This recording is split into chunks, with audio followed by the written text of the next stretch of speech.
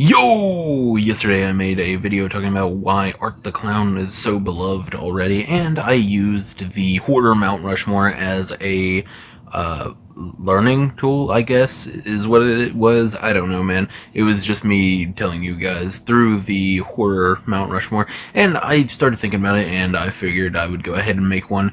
This is okay, I'm gonna start with one that is scientific, like, found in logic, and everything like that, and we are going to be using 4 different genres of horror. We got slasher, supernatural slash paranormal, sci-fi, and monster. That's because these are the main genres I think everyone thinks of, because all of these can have subgenres within them and such, like exorcism films, alien films, just space films in general. And then monster is a lot. I mean, monster is kind of a subsection of all of them, but I count it as its own genre. And then slasher is, you got slasher, comedy slasher, a whole bunch of different subgenres, so I just picked the 4 main big ones.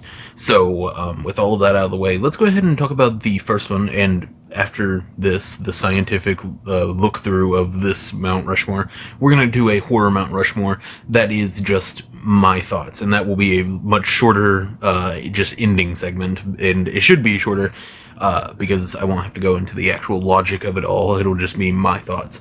But yeah. Let's go ahead and start with the first genre, slasher.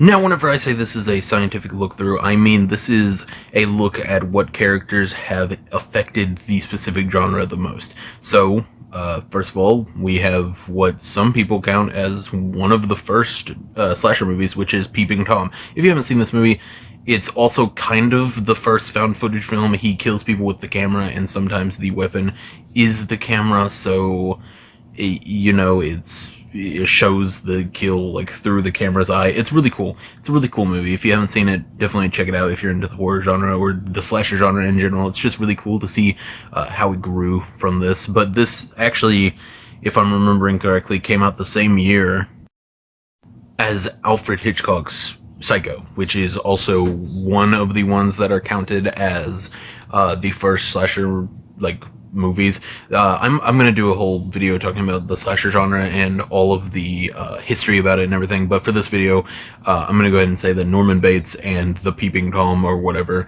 is not on this Mount Rushmore. I don't think they have had that big of an impact. Obviously they have had an impact, like a huge one, especially with Psycho, but not big enough to be on the Mount Rushmore. Not big enough to be up there with the big boys, okay? And then in 1974, if I'm not misremembering, hopefully I'm not, 1974, a little movie called Black Christmas came out. If you are a horror fan, you probably know what this is. It's Billy, he looks through the door and he's like, "It's me, Billy," it's just that. It's a really cool one. It's one of the first movies where it was like, oh, the call's coming from inside the house. It was a really cool movie. This is what most people would assume is the first slasher movie. Like, this is the one that took what Psycho and everything was doing and, like, perfected it, really, and made it what we think of as slasher movies today. But Billy is not on the Mount Rushmore. One of the next 2 are, and I feel like since we're going in, like, timeline order of these movies, what we're getting pretty close to.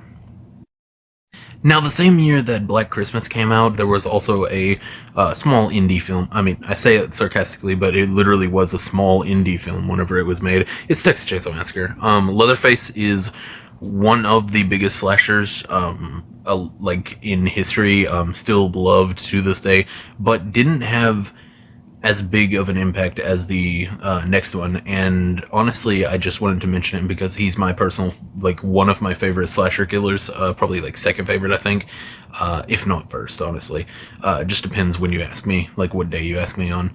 But yeah, he deserves to be in the running, but he didn't have as big of an impact. This was a absolutely horrifying film for whenever it came out, and broke a whole bunch of boundaries on what could be shown, and is actually still extremely scary with, like, some of the imagery and the sounds and everything. It's a really good movie, and it deserves to be on this running, I think.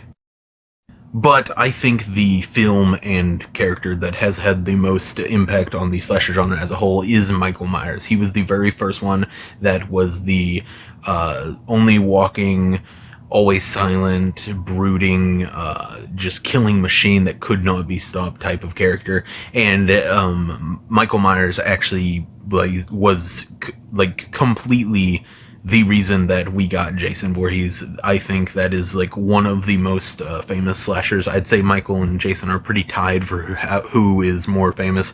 But the very first Friday the 13th movie with Pamela Voorhees as the killer was made as a byproduct of Halloween doing so well, which, it was a cash grab. And then the second movie, they were like, oh, why don't we just make Michael, but it's her son, and then they made Jason Voorhees. I could make an entire video talking about the history of these two movies and how they affected each other and everything like that. But right now, I'm just going to go ahead and say that this man had a huge impact on the slasher genre. This is what most people would say is the definitive first slasher movie. To be honest, this is what most people think, especially if you're not as into the horror genre as I am and other horror fans are. You will automatically think of Halloween as the first slasher movie, which is why Michael Myers is our slasher Mount Rushmore winner. Yep, there he is. His little head's on that big old rock statue thing. So yeah, after that, all we got to talk about is supernatural and paranormal next. Let's go ahead and jump right into that. I think everyone will agree with the slasher, and I think some people might agree with the next one. But yeah, let's jump into it. Okay, before we start this part of this genre within the Mount Rushmore, I'm gonna go ahead and say it. These supernatural, paranormal movies aren't my favorite, at all. I think a lot of them fall into the same boring type of plot, and I think a lot of them are just not well made, and they just do well because it's something that everybody gravitates towards for some reason. But I'm gonna talk about a few that a lot of people like that I just really don't see the hype around. And first of all, The Conjuring. None of the monsters or anything in this franchise has done anything, but it's a huge franchise. I don't know why, honestly. It's not scary whatsoever. The characters are kind of boring, and the plots themselves aren't really that good. But yeah, I thought I'd throw this in here just to show you what types of movies people like on this. But yeah, the next franchise is one that I like a lot more. Insidious. The first movie is really good, and then the rest are kind of meh. Yeah, this is just one that I thought I would throw up there because this one has more iconic monsters, I think. Like, The Conjuring has the Nun and the Crooked Man, and Insidious has the Devil Dude. So I guess not more iconic, but more Darth Maul inspired, I guess. But yeah, this isn't winning any awards for how much it impacted anything, honestly. Next up, we have a movie that I absolutely adore. I love this more than the one that actually won, and I think Damien Thorne is better than the character that actually won, but sadly, he did not have more of an impact than the next character. So let's go ahead and talk about The Omen really fast. I'm going to do a full-on movie review for every single one of them if you want to watch that later. I'm going to post it at some point. I'm probably going to watch one of them tomorrow and then post the review for the first one, but that's besides the point. Damien Thorne is the Antichrist. That's what he is. He's just a little dude. The most that this movie has impacted is anytime you hear the do-re Harambadu, that type of music, whenever something bad's about to happen, that is straight from The Omen. That's literally the biggest impact they had, I think. The creepy kid type of thing is obviously something that came from this and the next one, but I think definitely this one more. This is a very, very cool movie. There are some bits of it that are taken from it and put into pop culture, mainly, not really other horror movies, but a lot of pop culture references. You got literally Damien in South Park, which is the best thing ever, honestly. But yeah, I love this movie a lot more than the next movie I'm going to talk about, and I love Damien a lot more than the next character I'm going to talk about. But I have to admit, this is a scientific rundown, so I have to admit that the next one does win this part in the Mount Rushmore. Yeah, it's Reagan. I don't think anyone like saw the supernatural and paranormal genre and thought anyone other than Reagan. Maybe you did. If you did, comment and tell me, because Reagan was the main one that I was thinking of whenever I saw it. Whenever it comes to the impact they have and everything, The Exorcist is a film that still has a huge impact. That people are still trying to figure out how to make a movie that scary and just that impactful. Honestly. And Reagan is the thing that, like, the character people think of whenever they think of an exorcism movie, which is a huge part of supernatural and paranormal movies. Exorcism movies are a genre in and of themselves. It's like a subgenre. But it is one of those subgenres that I honestly just don't really care for. I think it's a lot of repetitiveness. I think The Exorcist is actually one of the only original like Exorcist movies whenever it comes to the story, and that's like the first one everyone thinks of.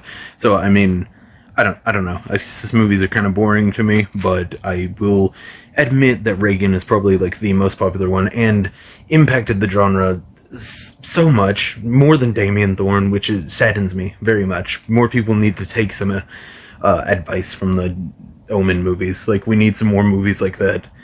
But yeah, I guess Reagan would be on the stupid Mount Rushmore. God, what a nerd.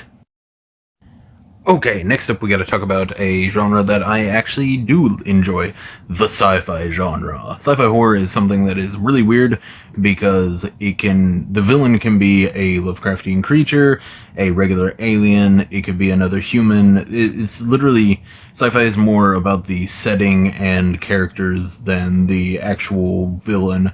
So you could have a sci-fi movie where it's just a normal dude that's a villain, or you could have a sci-fi movie where it's a alien or a robot or something just insane like that. But I feel like everyone knows where this is going, so let's just go ahead and jump into the few that I decided to pick before we like show off what the actual one is. I feel like everyone knows what it is though, but let's just jump into these. First up, we gotta talk about my favorite film of all time, The Thing. I did a movie review for this if you want to watch it. It's like 30 minutes long. It was more of a rant than a review, but whatever. I might do another review that's more condensed like the regular reviews I do, but that was like an in-depth thing. The Thing is extremely awesome, but he did not have that big of a impact on the sci-fi genre as a whole. He had a pretty big impact on the like body horror genre. I mean, a lot of other body horror movies seem to actually take inspiration from their effects and everything and what they were doing with it and all of that, but didn't have that big of an impact on the sci-fi genre as a whole. The Predator had like zero impact, honestly. Everyone loves him and the movies, but whenever it comes to impacting the entirety of the sci-fi genre, didn't really do much. There were hunter aliens and stuff like that in the sci-fi genre, and horror sci-fi and all that genre before, and there have been after. They seem to take a lot more inspiration from them, but that's just like a tiny subsection, not section. Oh my god. Okay. That's a tiny subsection of the sci-fi genre as a whole, but it's I don't know. He didn't have that big of an impact, even though I think he should have. People should take from this sexy little reptile-looking man. God, I could take him. The one that actually wins this and gets to the honor, honestly, of being on this Mount Rushmore is the Xenomorph. I honestly couldn't think of anything other than the Xenomorph. This is the first one anyone thinks of whenever they think of sci-fi horror. It is basically it's just an amazing representation of what sci-fi horror is. It's a very claustrophobic feeling because you're in the middle of space, and even that's like just a subgenre of sci-fi. Sci-fi is so huge that it's just hard to narrow down on what one character has influenced the most, but I think the Xenomorph is a good contender. He definitely top 5 for it. I'm sure other people could think of better ones. I think slasher and the next one, the monster, is the only two genres that I actually scientifically locked down the answer forever. But this one and the paranormal one were actually pretty hard because they're so broad whenever it comes to the actual everything about it. But I think the Xenomorphs have impacted the sci-fi genre pretty well. They're just monsters that kill just to kill. They don't have to eat or anything. They just kill for the fun of it, and they're just predators. Well, not predators because I just talked about the predator, but you know what I'm saying. They're just undying evil predators that lurk around in the darkness of the ship and take you down wherever they can, and they're just unstoppable. And I think that kind of fits the sci-fi genre. This is definitely the most known sci-fi character, I think. I think anyone that looks at a picture of a xenomorph can just be like, oh, it's that sexy thing from the Alien movies. But yeah, I don't know. If you can think of one better for the sci-fi genre, then definitely tell me, because this was actually pretty hard to think of. Okay, next up is the monster genre. I know I just got through saying that I think I locked this down, but I did not. The monster genre, the slasher genre is the only one that's really easy to lock down, who had the most impact and everything like that. But, yeah, supernatural and paranormal is just way too broad. Sci-fi has too many interconnecting different subgenres. Even if you look at just sci-fi, horror sci-fi, there's so much going on that it's just really hard to work with.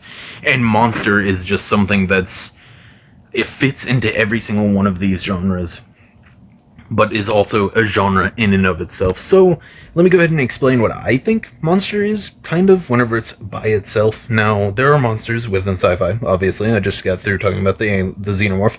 There are monsters within paranormal, obviously, the demons and such. And then slasher, obviously. I think most people would say that Jason, after he's undead, is absolutely a monster, more than a man.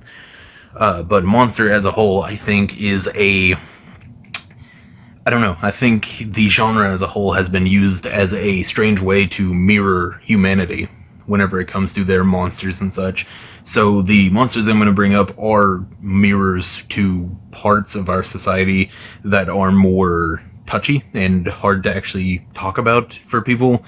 And they use the monsters as a way to talk about those issues and such. I might actually make a full video about this because I think it is really interesting with the monsters that actually mirror society and everything like that. There's so many of them. I only picked like 2 or 3 though, so I don't know, man. Let's just jump into it with the first one, which is absolutely supposed to be a mirror to one of humanity's darker sides, which is Sweet, Sweet Revenge. Pumpkinhead is one of the best movies ever. If you haven't seen it, you need to watch it. I picked him because, well, look at him. He has a sick design. The movie is absolutely amazing. And, well, it, fits in with my monsters mirroring humanity thing that I just said. Yeah, the entire movie he's the embodiment of revenge, and then at the end, the character figures out he doesn't want revenge like that. He does not want, teenagers to get ripped apart. Which, I mean, what a nerd, honestly. I think we all want that, right? But yeah, this is just a perfect example of a monster that mirrors society and the darker side of society. This had 0 impact on the monster genre, I think. I don't think it ever got popular enough to. It has a few sequels, but even those I don't think did very good. And I'm pretty sure the only one that most people have seen is the first one. So yeah, this has 0 impact on the monster genre, but it is a cool monster that I wanted people to hear about, and it fits with my, the mirroring humanity type of thing. Next up, we got Dracula. I don't really know what he mirrors. He's like a really cool dude that uses seduction and supernatural powers to lure people in and then drain them of blood. Maybe it's a fear of admitting that Bela Lugosi is a sexy little man. Maybe that's it. Yeah. Next up, we got The Thing. The Thing is, well, sci-fi, like I said, but also monster, because, like I said, monster and sci-fi, basically all the genres mix in with monster. All the genres kind of mix together in general, but we have them there just to, I don't know, sell the movie or whatever better, I guess, is why we have it there, or just because some people like sci-fi more than monster, so it's easier to, I guess it is just easier to sell stuff whenever it has a specific genre attached to it. But yeah, The Thing is obviously our paranoia and fear of each other betraying one another. It's basically just paranoia. It is a dark, dark reflection of paranoia, and it's so good. If you haven't seen this movie, watch it. The Thing had almost no impact, I think. I'd say the I don't know, man. I don't think it had any overall impact on the genre as a whole, but man, it looks so cool. The effects in this movie are perfect. Just go watch the movie, please. Like, genuinely. The only one that I would absolutely say is, like, actually, man, the next one I have didn't even change the genre that much, I think, and it's the one that won. I really need help with this one. Like, you guys actually need to comment so I know. But yeah, the next one actually won. And now we have the Wolfman. The Wolfman is the one that, well, won the Mount Rushmore thing. But I don't really think he had that much of an impact. He's a werewolf, which is huge, but I'm pretty sure it was huge as a mythological creature even before this movie. So, I don't know. This is obviously well, it's what werewolves have always been. It's man's attempt to keep the animal within the back and just not murder everyone, I guess. I don't know. That's literally what the werewolf is, especially in this movie. But yeah, it's just... I could not think of a monster movie character to put on here, but I thought the Wolfman basically just is what I was saying earlier whenever it comes to the actual mirroring humanity and everything and bringing up topics that no one really wants to talk about, and this is definitely the best one, I think. Maybe? I don't know, man. There's probably way more examples of it that I'm not thinking about right now. But the Wolfman is the winner of this scientifically completely accurate Mount Rushmore that I've just put together. So this is what the scientifically accurate Mount Rushmore looks like at the end. Yeah, it's Michael Myers, Reagan, the Xenomorph, and then the Wolfman. A very, very strange looking Mount Rushmore now that I actually look at it. But without knowing the actual genres that are underneath the heads, obviously it looks weird. But with knowing it, I'm sure it's good enough. If you can think of any characters that fit these genres better, please comment. I'm gonna do my Mount Rushmore, like, as a whole now, unless this video is too long. If I put the Mount Rushmore after this, you'll know the video wasn't too long. And if it was too long, then see ya. Okay, the main video ended up being 17 minutes, and I'm pretty sure the amount of people that are going to watch this video isn't going to change whether it's 17 or 20 minutes, so let's just run through my personal Mount Rushmore, I guess. The last one was completely scientific and objective. This one is my own opinion, and if you disagree with this one, you actually are wrong. The scientific one, I don't care about, but if you disagree with this one, you are completely wrong, and you need to seek mental help, honestly. First up, we got the tall man from Phantasm. I absolutely love this man. He has balls and midgets. Yeah, and a little bug tendril that comes out of his head in one movie, and then never really gets clarified upon. Yeah, he's a weirdo. I love this man. He always goes, boy! These movies are like a fever dream in the best way. I love it. If you haven't seen the Phantasm movies, please go watch them. You'll love the tall man just as much as I do.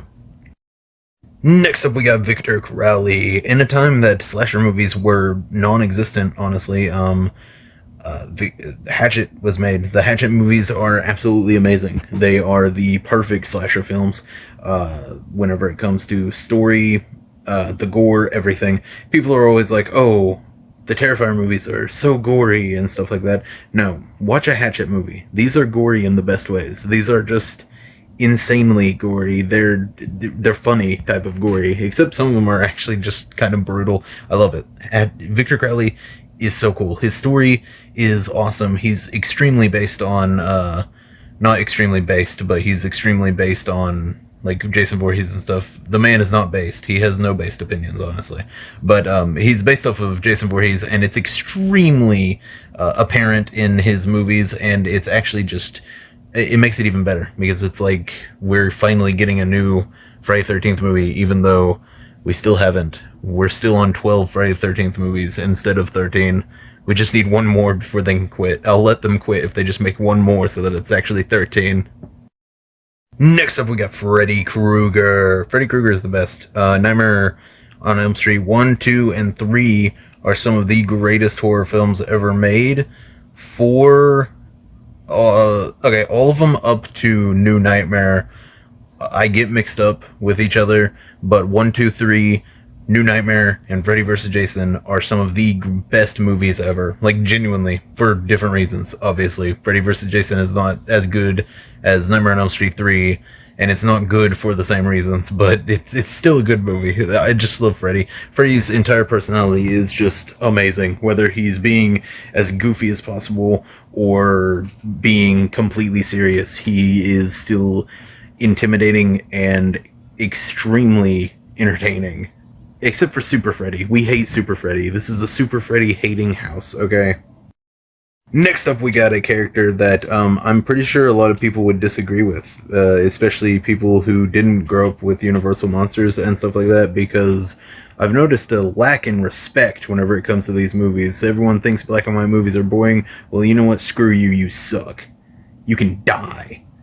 But yeah, the Gillman is my favorite Universal monster, and honestly, he should be everyone's favorite. I know in the scientific breakdown Mount Rushmore, I said Wolfman is one of the best, they're the most, like, whatever I said. I can't remember what I said, man. That was too long ago.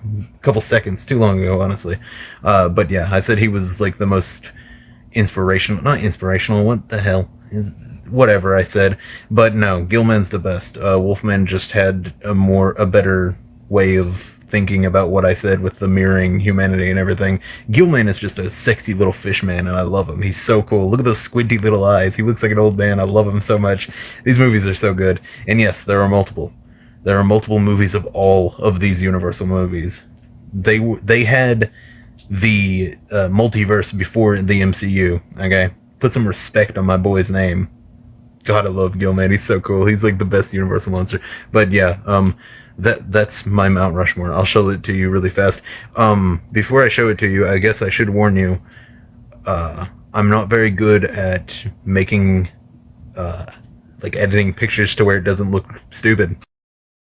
Yeah, they did not all fit onto the Mount Rushmore, so they're kind of all floating off of it and inside of it and stuff like that. It's fine, honestly. This is a beautiful Mount Rushmore. This is the best horror Mount Rushmore I've ever seen, and you know why? Because I made it. And I'm better than all of you. Remember that. But yeah, I hope you liked this video, and please comment your horror Mount Rushmore. I know this is a hot topic debate whenever it comes to the horror fans, and even if you're not a horror fan, you have some opinions on this, I'm sure, because, like I said, a whole bunch of idiots don't like Universal Monsters. You all suck. Genuinely, you all suck. Okay, see ya.